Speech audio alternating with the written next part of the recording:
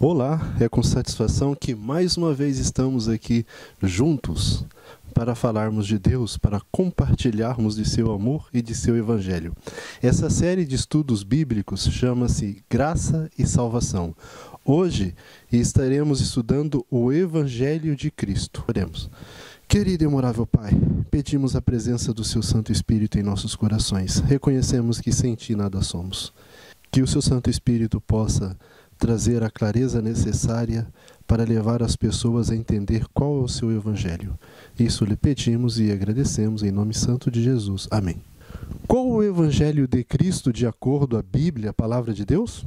Eu fiz essa pergunta para várias pessoas e, infelizmente, não tive a resposta. E está de forma clara na Palavra de Deus, né? Pouquíssimas pessoas sabem qual é o Evangelho de Cristo. Eles sabem que tem que pregar o Evangelho a todo mundo, toda tribo, língua, nação, mas não sabe qual é o Evangelho de Cristo.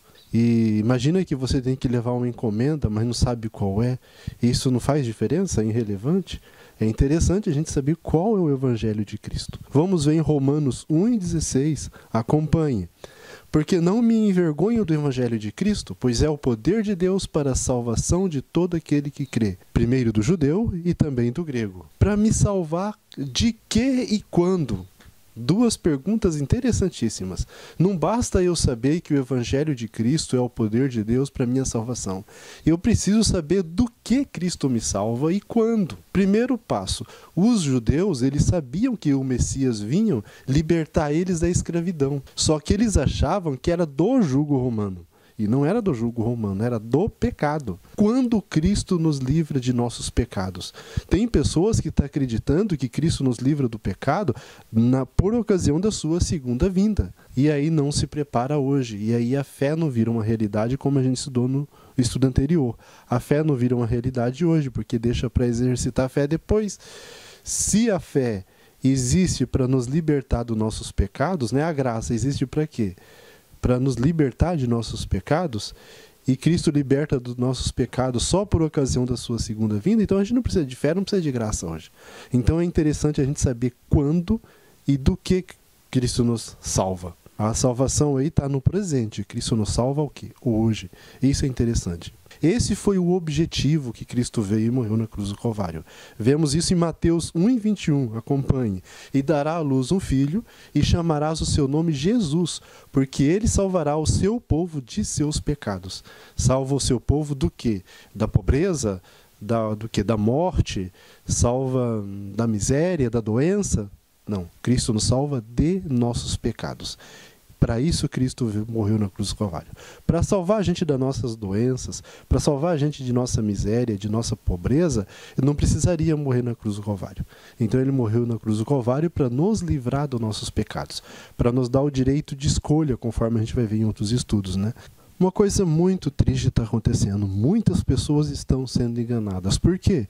Porque vão atrás de tradições de homens e não aceitam o que a Bíblia mesmo fala.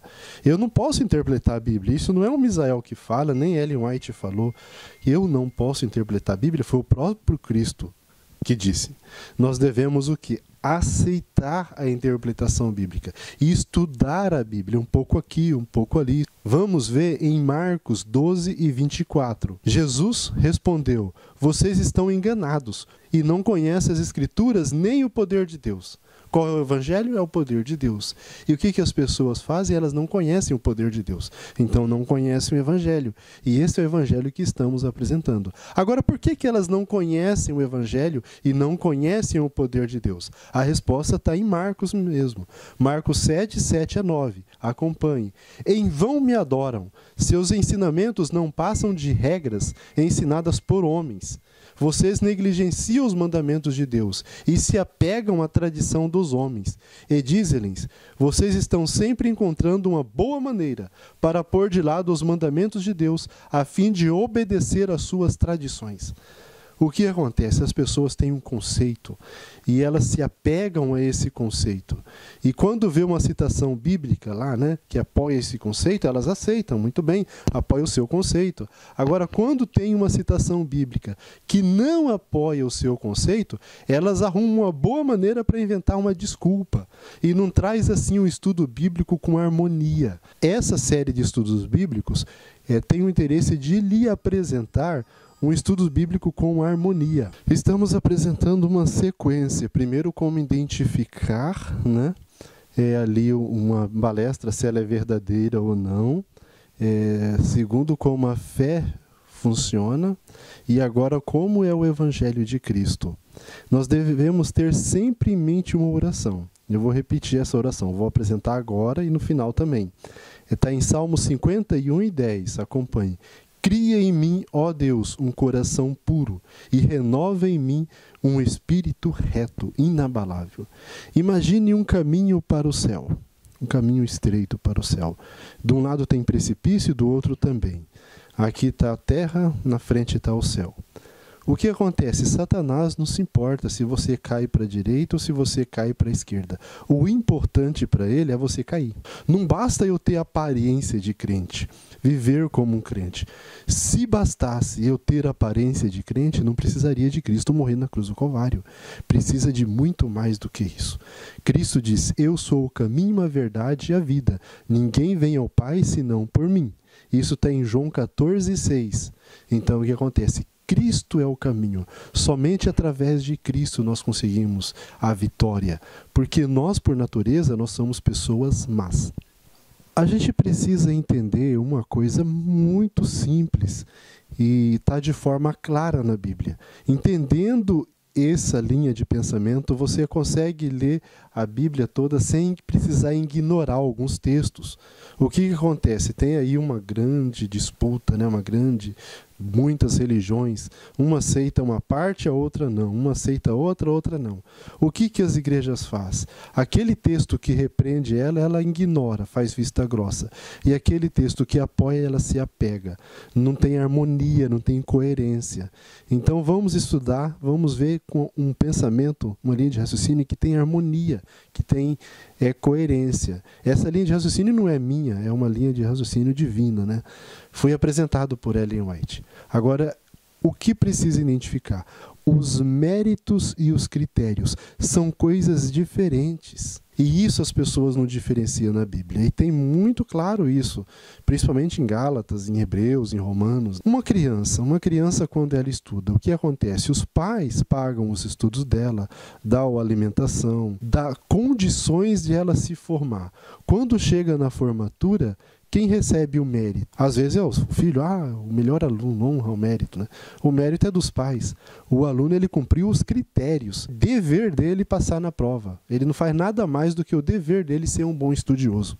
O aluno que não estuda, ele não está cumprindo o seu dever. Ele não tem mérito nenhum em estudar. Quem está pagando o estudo dele é os pais. Nós não temos mérito nenhum em sermos obedientes a Cristo. E não é por nossa obediência que a gente vai se salvar. Não é por nossa obediência que nós somos perdoados de nossos pecados. Obediência não é mérito. Obediência é nosso dever, é nosso critério. Então tem que ficar bem estabelecido a diferença entre mérito e critério. Por que uma pessoa ser boa, obedecer a lei de Deus, só não vale para ela se salvar? Para ela receber. Nossa, que Deus é esse? Eu posso ser 100% honesto, fazer tudo corretamente. Por que isso não basta? Conforme a gente pediu para ler no vídeo anterior, Romanos 14:23, que não provém de fé é pecado. Vamos ver como que funciona isso, que não provém de um relacionamento e de confiança na palavra de Deus é pecado. Primeiro, agora vamos em 1 Coríntios 13:3. Olha lá o que lá disse. E ainda que eu distribuísse toda a minha fortuna para o sustento dos pobres, e ainda que eu entregasse o meu corpo para ser queimado, e não tivesse amor, nada disso me aproveitaria. Ninguém sadio vai gostar de ter um relacionamento com uma pessoa interesseira. Imagina você casa, né? A pessoa fala, eu não te amo não, mas eu amo os seus bens. Então ela casa por quê? Pelo seu din-din. Agora, por você, ela não casaria. Então, no céu não vai ter pessoas assim. Então, por isso precisa do quê? Do poder de Deus, do evangelho que é o poder de Deus, para transformar a gente. Sem esse poder de Deus, nosso coração não é transformado. E como eu disse anterior, Satanás ele não está preocupado com a pessoa se ela está indo para a direita ou para a esquerda. Ele tem muitas pessoas que estão indo para a direita. Parece cristãos honestos, mas o que acontece? Essas pessoas não entendem do amor de Cristo. E não quer muito entender. É rápido em julgar, é rápido em condenar. Mas o que acontece? Não faz diferente. O coração dela é mau. Então, por isso que não adianta nada a pessoa ser um excelente obediente da lei de Deus, se ela não tem o amor de Cristo, se a graça de Deus não é realidade na vida dela, se o coração dela não foi transformado, não adianta de nada. Muitas pessoas são cristãos fingidos, não são cristãos autênticos, né? Mas um cristão autêntico é mais aceitável a Deus do que um cristão fingido. Nós devemos ser o quê?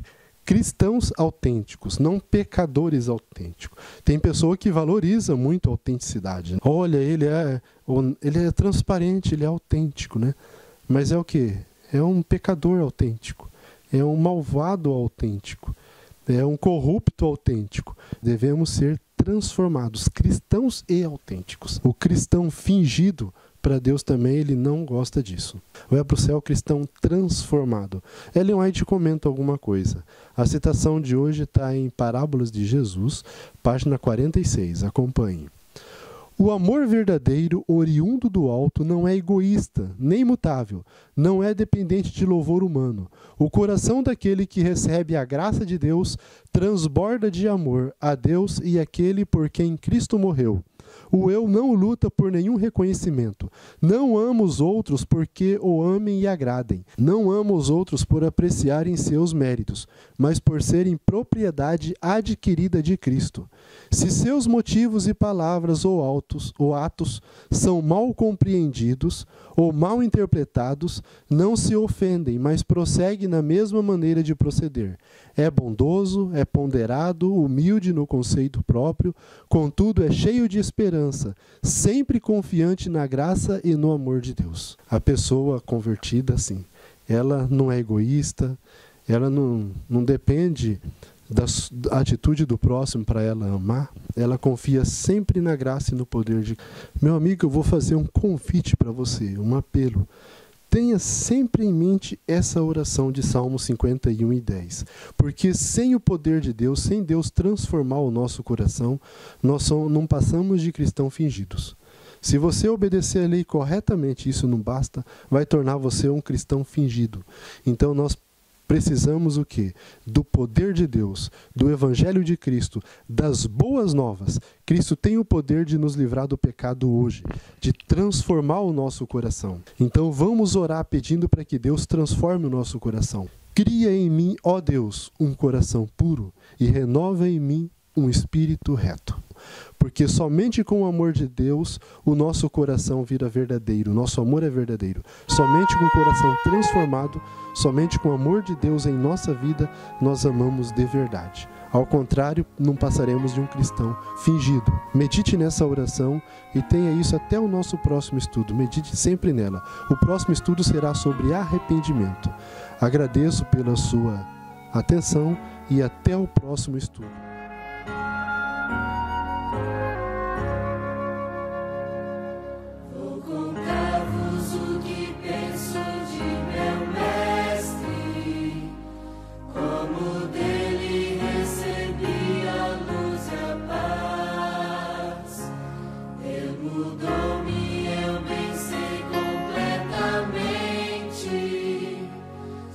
Jesus a minha alma satisfaz.